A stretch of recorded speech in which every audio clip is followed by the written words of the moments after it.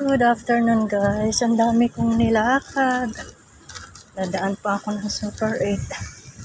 At wala na kaming essentials. Alam niyo naman, busy day.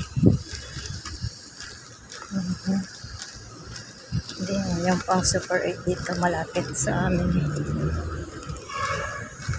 Kaya lang magta-tricycle pa hanggang sa amin kasi malayo-layo din. Tawag ko lang malapit. Guys, napapagod na ako. Ay, pinaganda na pala ang Super 8 na yun. Ayan ko lang nakita. Ayan ko lang nakita ang Super 8. Siguro mga 1 month na ako hindi nakapunta dito no nakaraang month ako nagpunta.